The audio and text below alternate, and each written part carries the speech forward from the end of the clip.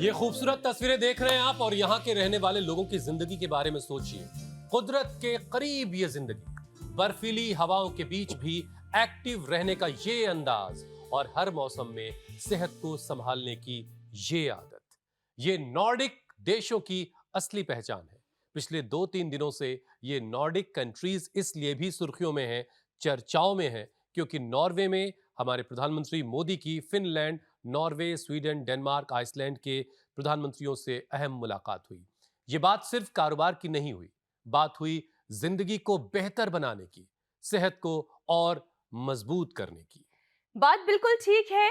भारत और नॉर्डिक देशों ने health take, life sciences, research, innovation और पब्लिक हेल्थ सिस्टम को साथ लेकर आगे बढ़ने की बात की है। स्वीडन के साथ तो people, planet, health and resilience को स्ट्रैटेजिक पार्टनरशिप का अहम हिस्सा बनाया गया। यानी सेहत अब केवल अस्पताल का सब्जेक्ट नहीं है, नेचर, टेक्नोलॉजी, रिसर्च और लाइफस्टाइल सबका साझा एजेंडा है। बिल्कुल मीनाक्षी, और ये नॉर्डिक मॉडल की सबसे बड़ी सीख भी है कम दिखावा, प्रॉपर डिसिप्लिन, काम के साथ साथ परिवार और आउटडोर एक्टिविटी के लिए वक्त निकालना। मतलब ये कि पैदल चलना, साइकिल चलाना, साफ हवा में रहना, मौसम जैसा भी हो शरीर को एक्टिव रखना, यही वजह है कि नॉर्डिक देशों को खुशहाली और हेल्दी लाइफस्टाइल के लिए दुनिया में एक अलग पहचान मिली है। और इसी पहचान के साथ एक और पहचान जल्द ही जुड़ने वाली है। नॉर्डिक कंट्रीज, स्वीडन में साइंटिस्ट ने लैब में ऐसे टिश्यूज तैयार किए जो शरीर में जाकर इंसुलिन बना सकते हैं।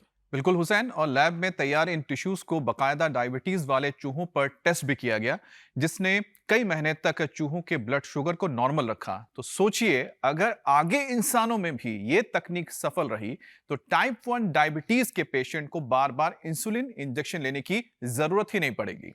वैसे भी इन दिनों शुगर पेशेंट्स की मुसीबत बहुत बढ़ गई है। तेज गर्मी में डिहाइड्रेशन से शुगर फ्लक्चुएशन का रिस्क भी तो बढ़ गया है। तो ऐसे में नॉर्डिक देशों की तरह नेचर के करीब रहना, रोज थोड़ी फिजिकल एक्टिविटी करना, हेल्दी डाइट लेना और शरीर को मौसम के हिसाब से संभालना बहुत जरूरी है। तो चलिए योग गुरु से जानते हैं शुगर कंट्रोल करने के साथ साथ सही तरीके से जिंदगी जीने की कला आखिर है क्या। स्वामी जी प्रणाम, बहुत बहुत स्वागत है आपका। प्रणाम स्वामी जी। बहुत बहुत प्रणाम मेरे भाई हुसैन जी, मीनाक्षी जी, अमित जी। और नॉर्डिक देशों से भी सीखो, अपने पुरखों से भी सीखो, अपने पूर्वजों की विरासत को विज्ञान के साथ, अपने वैदिक ज्ञान को आधुनिक विज्ञान के साथ समन्वित करके हमने ये निष्कर्ष निकाला है कि जो मंडूकासन, योग मुद्रासन, अर्धमत्स्येंद्रासन, वक्रासन, गुमुखासन, पवन मुक्तासन, उत्तान पादासन, नौकासन, पादंगुष्ठनासन, स्पर्शासन, सर्वांगासन, आदासन, ये 10-12 अभ्यासों का पूरा पैकेज है। बीच में हम पावर योग भी करेंगे। आज शुरुआत हमने मंडूकासन से की। मंडूकासन ऐसे, और योग मुद्रासन पद्मासन में बैठ के ऐसे। अब इसमें भी यूं भी हाथ रख सकते हैं और यूं भी रख सकते हैं। चलो आप भी करो।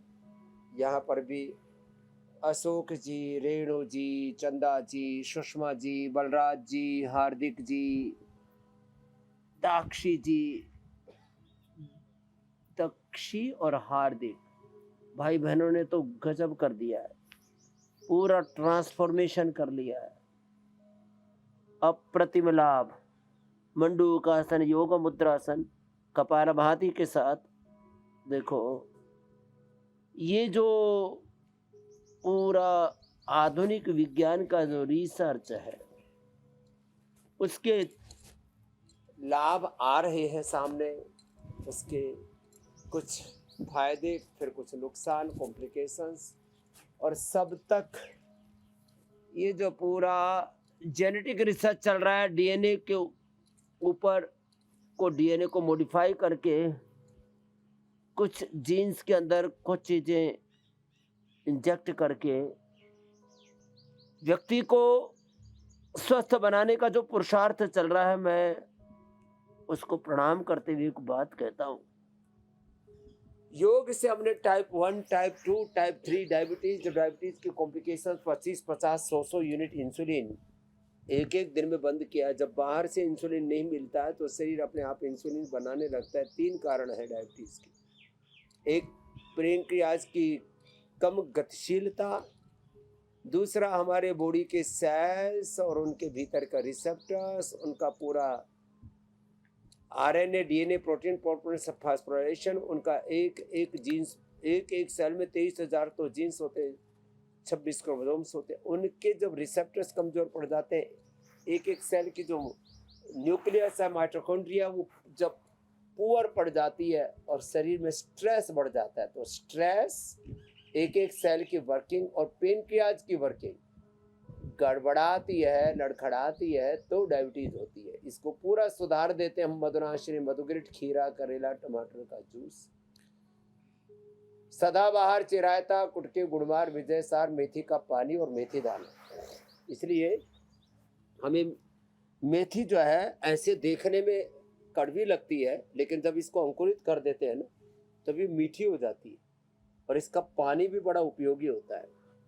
तो हम ये छोटे छोटे उपाय करके type 1 diabetes, type 2 diabetes, type 1 माने जिसमें बहुत ही ना के बराबर पेनक्रियाज में इंसुलिन बनने लग जाता है, टाइप 2 डायबिटीज जिसमें पेनक्रियाज के साथ बॉडी का सेल्स और स्ट्रेस ये सब गड्ढमड्ढ होने लगता है। टाइप 3 डायबिटीज मतलब डायबिटीज को कॉम्प्लिकेशन, डायबिटीज से आंखों पर असर, किडनी पर असर, ब्रेन नर्वस सिस्टम पर असर, retinopathy, nephropathy, neuropathy, Swami ji ये सारे असर आज हम बेअसर करेंगे। इम्यूनिटी ध्वस्त हो जाती है, अंदर से शरीर खोखला हो जाता, दीमक सा लग जाता।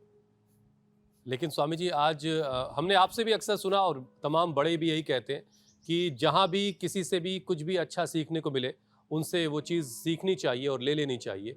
और इसीलिए आज हमने शुरुआत में नॉर्डिक कंट्रीज़ का जिक्र किया और क्या खूबसूरत स्वामी जी वो तस्वीरें थी।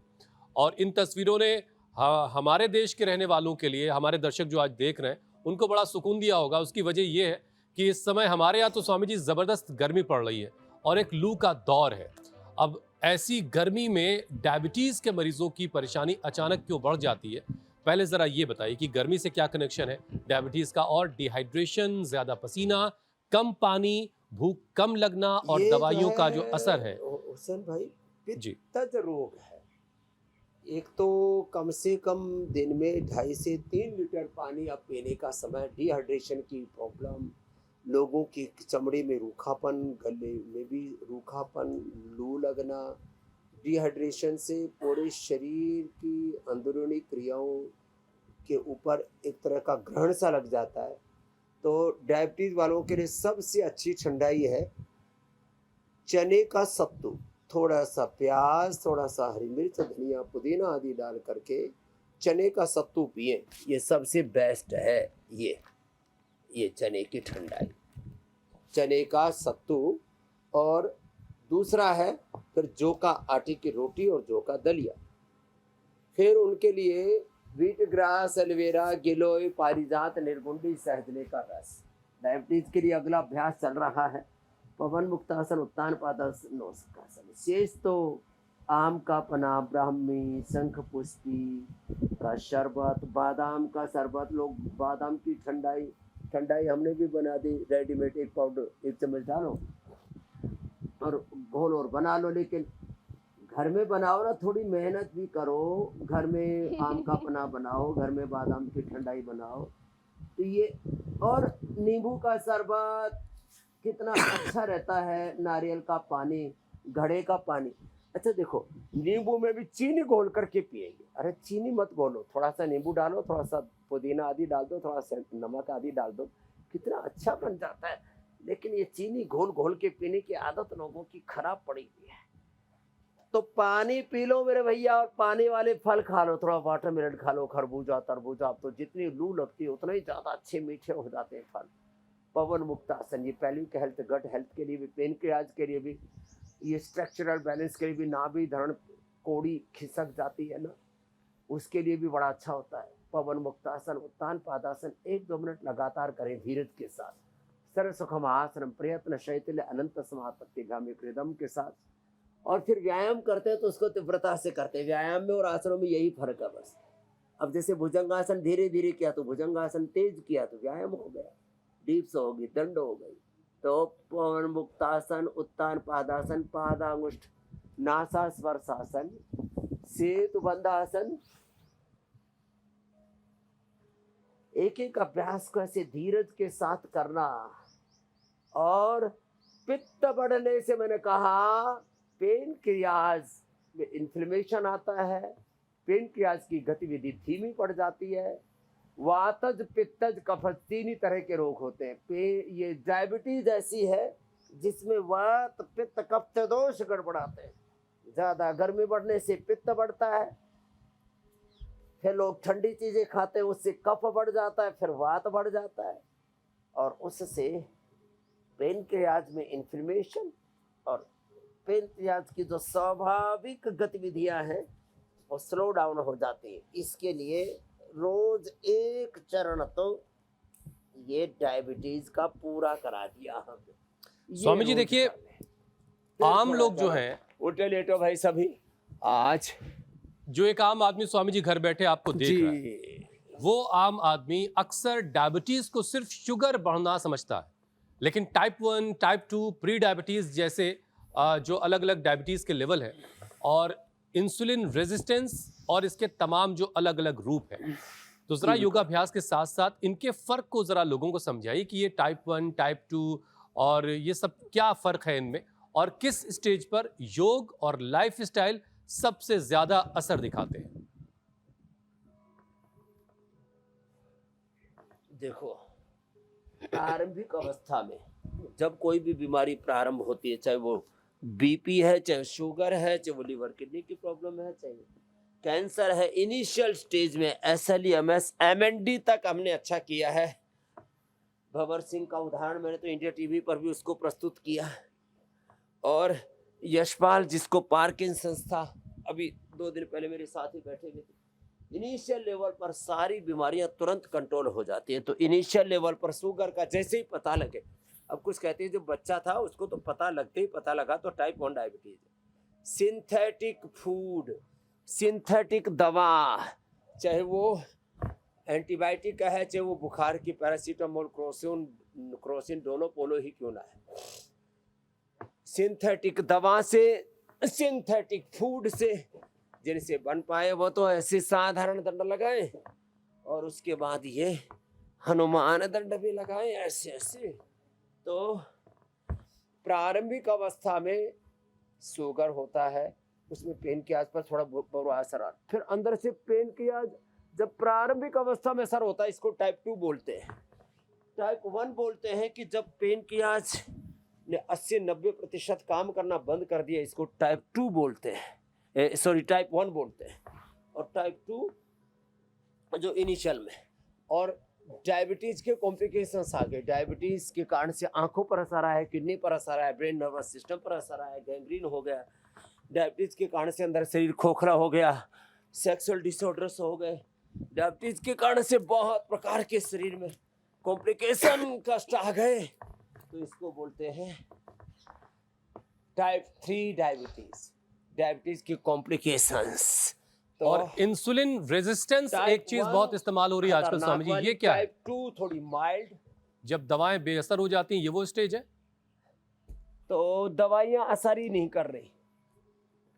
हाँ, दवाइयां असर नहीं कर रही, और उसका कारण है कि यदि आपकी बॉडी सपोर्ट नहीं करती तो सारा उपचार बेकार है।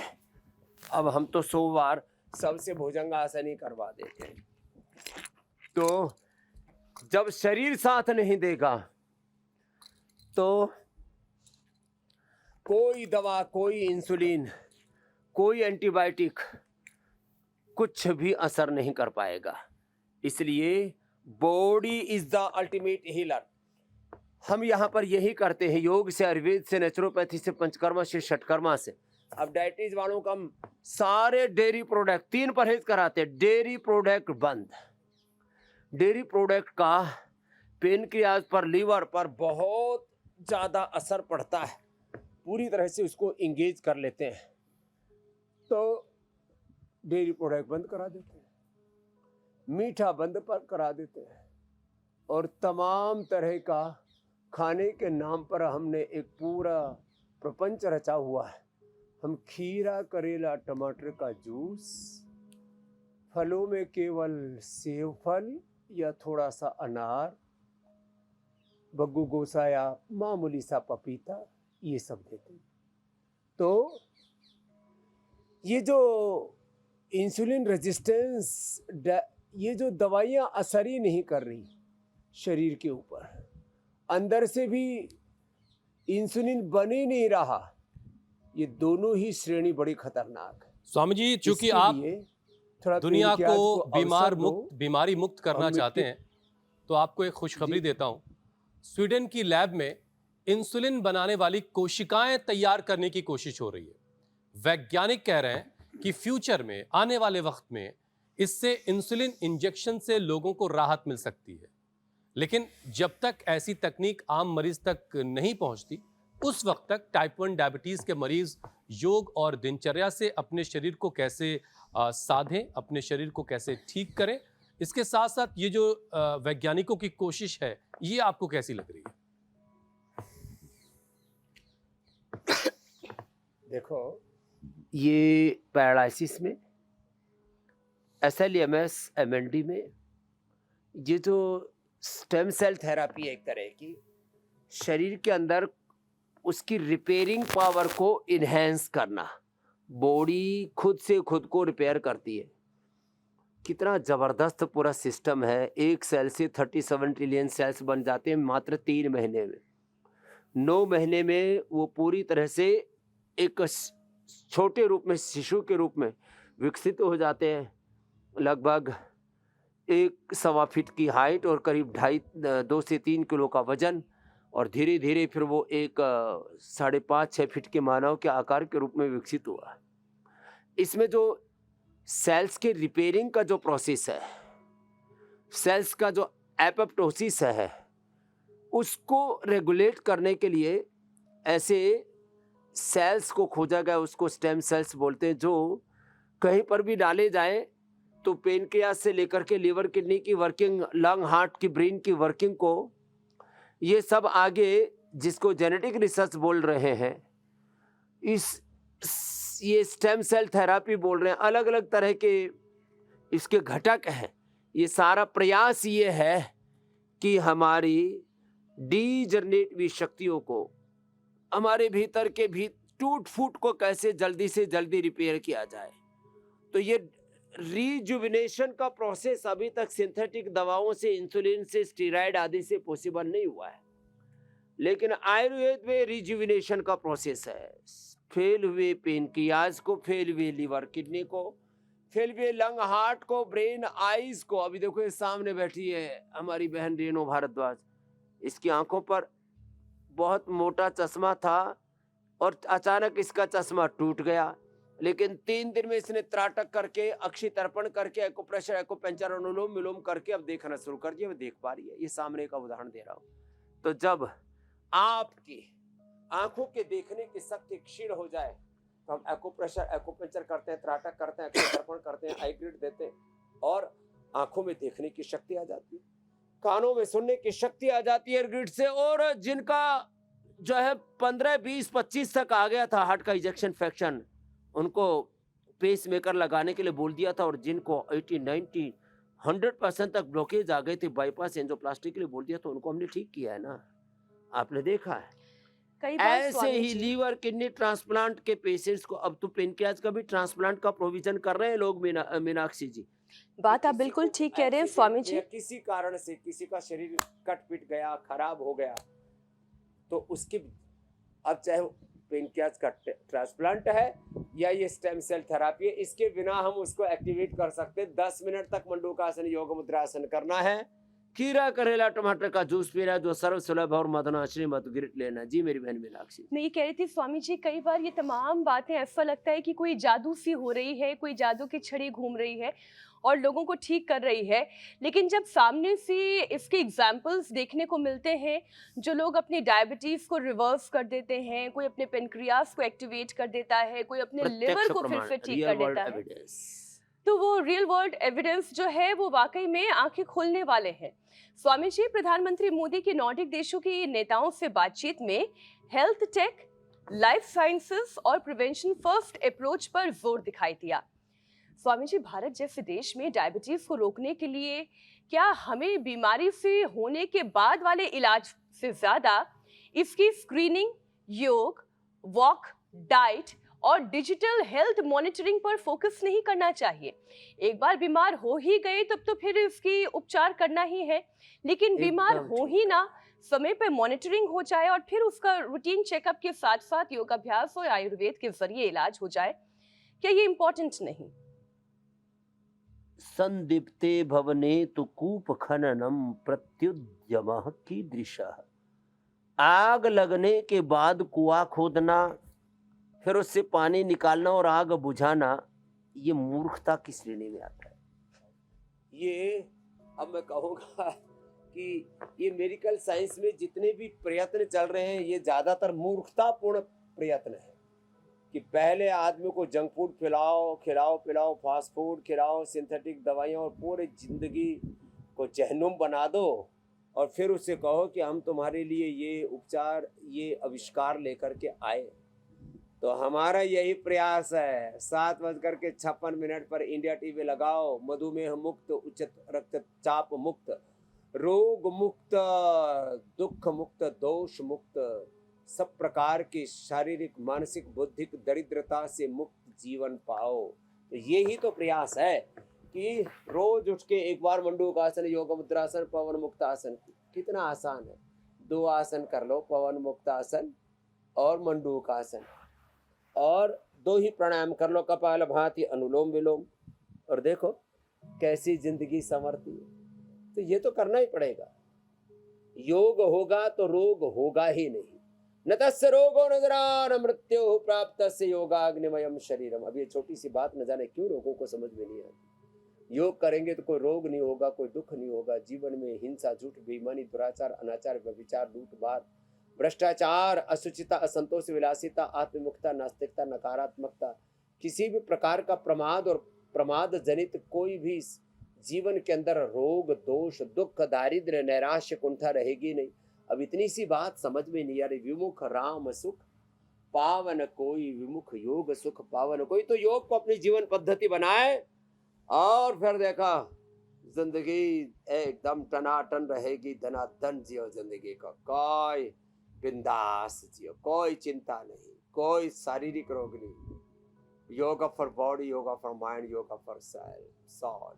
कोई शारीरिक रोग नहीं, कोई मानसिक नैराश्य, चिंता नहीं, कोई तनाव नहीं। कितना ऊंचा दर्शन है योग दर्शन, और उसको हम रोज सिखाते। तो अब ये डायबिटीज तो नहीं रहेगा हिंदुस्तान। और स्वामी जी उसे अपनाने की भी कोशिश लोग करेंगे, प्रयास कर रहे हैं, और थोड़ा खाने पीने पर भी ध्यान देंगे। आपके जरिए, हमारे माध्यम से लोग लगातार योगाभ्यास करके अपने लाइफस्टाइल को बदलने की कोशिश भी कर रहे हैं। लेकिन स्वामी जी, बहुत से लोग दिखने में तो बिल्कुल फिट लगते हैं, वजन भी कोई बहुत ज्यादा नहीं होता, लेकिन अंदर से इंसुलिन रेजिस्टेंस, फैटी लिवर और हाई शुगर की शुरुआत हो चुकी होती है। ऐसे छिपे हुए डायबिटीज के रिस्क को पहचानने के लिए शरीर ऐसे कौन से सिग्नल देता है? और फिर जो टेस्ट मेडिकल फ्रेटर्निटी अवेलेबल कराती है वो तो है ही, लेकिन शरीर कैसे वो सिग्नल देना शुरू करता है कि कुछ तो गड़बड़ है शरीर में? अचानक जब कंठ सूखने लगे, वैसे भी गर्मियों में तो बहुत ज्यादा कंठ सूखता है। अचानक कंठ सूखने लगे, ज्यादा प्यास लगने लगे, वजन घटने लगे, अचानक पसीना आने लगे, घबराहट होने लगे, सिग्नलिंग, पूरा शरीर तो सिग्नलिंग पर चल रहा है। 37 ट्रिलियन सेल से एक क्षण के भी 1 करोड़वें हिस्से में, अब इतना समझ में नहीं आएगा, 1 सेकंड में 1 लाख से लेकर के 1 करोड़ तक, 1 सेकंड में 1 करोड़ तक सिग्नल एक एक सेल से, और 37 ट्रिलियन मल्टीप्लाई बाई 1 करोड़ कर लो। अब इतने सिग्नलिंग एक साथ हो रही है। तो ये अलग अलग सिग्नलिंग होती है। जब तोंद बढ़ने लगे तो समझ लेना मेटाबॉलिज्म गड़बड़ हो रहा है। Liver, kidney, pancreas, lung, heart सब लपेटे में आने वाला है। तो भैया ये भी एक सिग्नल है, ये टमी मत बढ़ने दो। फिर सिर में भारीपन सा होने लगे, अचानक बेवजह गुस्सा आने लगे तो समझ लो बीपी बढ़ रहा है। आंखों के यहाँ पर थोड़ी सफ़ेदी सी आने लगे और थोड़ा दम फूलने लगे तो समझ लेना कोलेस्ट्रॉल बढ़ रहा है। अचानक वजन घटने बढ़ने लगे और बॉडी का बैलेंस बिगड़ने लगे तो समझ लेना थायराइड गड़बड़ हो रहा है। अचानक हीमोग्लोबिन घटने लगे, कमजोरी लगने लगी, तो समझ लेना लिवर किडनी के फंक्शंस गड़बड़ा गए हैं। चेहरा का मुंह का जो रंग है मटमैला सा होने लगी, तो किडनी फंक्शन गड़बड़ हो रहे, क्रिएटिनिन बढ़ रहा है, और सूजन आ जाए शरीर में तो समझ लेना यूरिया भी बढ़ रहा है, प्रोटीन लीकेज भी हो रही है। तो ये भूख कम लगने लगे। तो आजकल तो जो भी ज़्यादा फैट वाला खाना खा रहे हैं, नमकीन, बिस्किट और तमाम तरह के fast food, readymade food, packed food खा रहे हैं, फैटी लिवर का खतरा बढ़ता ही है। भूख, गैस, कब्ज, इनको हम ये सोचते गैस, कब्ज की समस्या थोड़ा सा ये तो सबको ही होता होगा, ऐसी बात नहीं है। तो क्या करें, जैसे ही कोई भी सिग्नल आया तुरंत अपने आप को संभाल लो। जैसे ही थोड़ा वजन बढ़ा, सो तक नहीं पहुंचना हार्दिक की तरह, पहले ही संभल जाना। हार्दिक भी संभला, दक्षी उसकी बहन भी संभली, लेकिन थोड़ा ऊपर साइड में चले गई। तब 100 पर जाकर के लगा, अरे ये तो कब होना चाहिए। अब दक्षी कह रही, बाबा जी मेरे को 60 किलो करना है। हो जाएगा बेटा। तो वजन बढ़े, ये सिग्नल है कि मेटाबॉलिज्म गड़बड़ है। एनाबॉलिज्म, मेटाबॉलिज्म के गड़बड़ होने से पहले ही समझ जाओ, एपोप्टोसिस के होने के पहले, एपोप्टोसिस गड़बड़ाने लड़खड़ाने से पहले ही समझ जाओ, तो कहाँ मोटापा, कहाँ बीपी, शुगर, कहाँ कैंसर, कहाँ ऑटोमेन डिजीज होगी। इसलिए बॉडी की प्रॉपर सिग्नलिंग होती है योग से। ताड़ासन करो, तिर्यक ताड़ासन करो, त्रिकोणासन करो, कोणासन करो, पाद हस्तासन करो, कटचक्रासन करो। देखो कितना आसान है। और हम तो यहाँ पेड़ पौधों के बीच में, निसर्ग के बीच में, निरामयम का एक कितना सुंदर परिवेश है, प्रकृति के बीच में। प्रकृति और संस्कृति का उपासक ये देश, ऋषि ऋषिकाओं के वंशधर हम सब, राम कृष्ण हनुमान की संतानें और उनके उपासक, कहाँ हम खो गए न जाने, कहाँ कैसे बीमार हो गए। बीमार होना तो मैं तो कहता हूँ बहुत बड़ा पाप है। जो रोगी होते हैं, बीमार होते हैं, खुद भी दुखी होते हैं और घर वालों को, घरवाली को, परिवार को, बच्चों को भी दुखी करते हैं। तो मैं अच्छा थोड़ा ऐसा होगा नहीं, यदि मैं बीमार पड़ जाऊं तो फिर तो कितने लोग आंखों में आंसू, रे बाबा जो सबको ठीक कर रहे थे वही बीमार पड़ गए। बाबा बीमार नहीं पड़ने चाहिए। क्यों? तो इसका मतलब ये हुआ, जो व्यक्ति बीमार पड़ता है खुद भी दुखी रहता है और अपने परिजनों को, स्वजनों को भी दुख देता है। हमको ना दुखी होना है, ना किसी को दुख देना है। स्वामी जी देखिए, डायबिटीज हो गई है, ताड़ासन, चीनी मना है, लेकिन चाय तो पीनी है, क्योंकि चाय का बड़ा शौक है। और आज का दिन चाय को याद करने के लिए बड़ा ज़रूरी था। स्वामी जी, आज इंटरनेशनल टी डे है। तो आप चाय को स्वामी जी कैसे देखते हैं? एक ऐसे समाज में जहां आप हरिद्वार से चले दिल्ली तक के लिए, तो आपको हर 2-4 कदम पे एक चाय की दुकान दिख जाएगी, और अंगीठी पे उबलती हुई गाढ़ी गाढ़ी दूध वाली चाय। चाय है कैसी स्वामी जी? चाय नुकसानदेह है, फायदेमंद है, क्या है चाय की कहानी? देखो, हर एक चीज मर्यादा में तो ठीक है। अब एक कप कोई सुबह शाम पी भी ले तो ज़्यादा दिक्कत नहीं है, और हमारी तरह से, मीनाक्षी जी की तरह से कोई ना पिए तो सबसे अच्छा है। हम चाय वाला नहीं भाई, हम छाय वाला है। गाँव में छाछ को, लस्सी को छाय बोलते हैं। हम चाय वाला नहीं, हम छाय वाला है, और छाया में छाया वाला है। तो सुनो, और फिर भी चाय कैसे पीना, हिंदुस्तान में 99% लोग चाय को गलत तरीके से पीते हैं। कैसे करते हैं? एक कप दूध, 1 कप पानी, उसमें 2 चम्मच चीनी, एक चम्मच काली सी वो चाय, और फिर उसमें इलायची, थोड़ी अदरक, थोड़ी तुलसी डाल के उसको घोटते हैं। घोट करके कई खोड़ा करके उबाल देके फिर पीते हैं। तो ये तो मूर्खतापूर्ण तरीका है चाय बनाने का। उबला हुआ पानी है, उसमें थोड़ी चाय डाल दी, और बस उसके बाद उसमें थोड़ा नींबू आदि डाल करके और पी लिया। दूध भी डालने की जरूरत है। ब्लैक टी सबसे अच्छी, और ग्रीन टी उससे भी अच्छी। ब्लैक टी को भी फर्मेंट करके बनाते हैं, और वो भी अच्छी नहीं होती है। तो ब्लैक टी, ब्लैक कॉफी, और वो भी एक बार सुबह शाम पी जाए तो अच्छी है, या एकदम ग्रीन टी अच्छी है। और सबसे अच्छी तो हर्बल टी अच्छी है, अलग अलग प्रकार के फूलों से, जो चाइना में, जापान में और कोरिया में बनाई जाती है। जिंगसंग की टी, अलग अलग पत्तों की, फूलों की टी, हर्बल टी वो सबसे अच्छी है। अरे हम स्वामी जी, टी तो पिलाते अभी हैं, हाल काढ़े ही में हमारे मैंने एक हैं बड़ी क्या? नई किस्म की चाय पी।